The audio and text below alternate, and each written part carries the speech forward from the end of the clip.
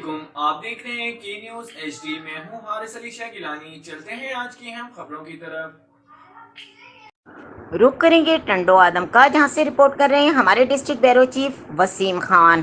سابق وزیر اعظم عمران خان کے کال پر مہنگائی کے خلاف پی ٹی آئی کارکنان کی جانب سے 12 وارڈ سکندرآباد بلوچ محلہ سے ریلی کی صورت میں احتجاج جاری۔ احتجاج کی قیادت سینئر نائب صدر پاکستان تحریک انصاف سجاد احمد وسان، ساجد جٹ، عبدالرحمان انصاری، محمد یونس بلوچ، ظفر خان گنڈا پور، آصف خان، محسن خان خٹک کر رہے ہیں۔ سابق وزیر اعظم عمران خان کے کال پر مہنگائی کے خلاف پی ٹی آئی کارکنان کی جانب سے ٹنڈو آدم کے غیور عوام نے پریس کلب ٹنڈو آدم پر احتجاج کیا۔ احتجاج کی قیادت سینئر نائب صدر ڈسٹرکٹ سانگڑ پاکستان تحریک انصاف سجاد احمد وسان نے کی۔ اس موقع پر پاکستان تحریک انصاف تعلقہ ٹنڈو آدم کے کارکنوں کی بڑی تعداد نے شرکت کی۔ احتجاج میں مقررین نے خطاب کرتے ہوئے کہا کہ مہنگائی کا موجب موجودہ حکومت ہے۔ موجودہ حکومت نے مہنگائی کو بہانہ بنا کر عمران خان کی حکومت پر شب خون مارا تھا۔ اب انہوں نے مہنگائی کے سابقہ ریکارڈ توڑ دیے۔ عمران خان نے پاکستان کی معیشت کو ترقی کی راہ پر گامزن کیا تھا، جو ملک دشمن عناصر کو برداشت نہیں تھا، جس پر عمران خان کی حکومت کو گرایا گیا اور ملک کو اندھیروں کی جانب دھکیلا گیا۔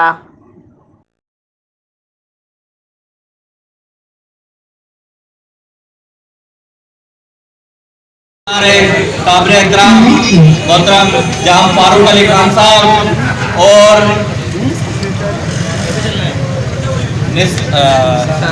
نثار احمد خان صاحب وہ ہمارے ساتھ ابھی موجود نہیں، سب کا تہہ دل سے شکر گزار۔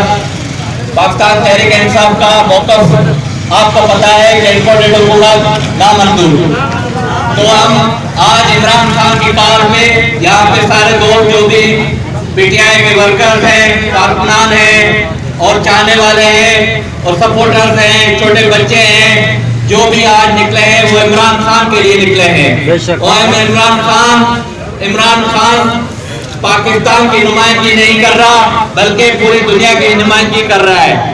تو آج ہم آج مخالفت کر رہے ہیں امپورٹڈ حکومت کی، جو ہم منظور نہیں کرتے۔ پوری 22 کروڑ عوام نے ریجیکٹ کر دیا۔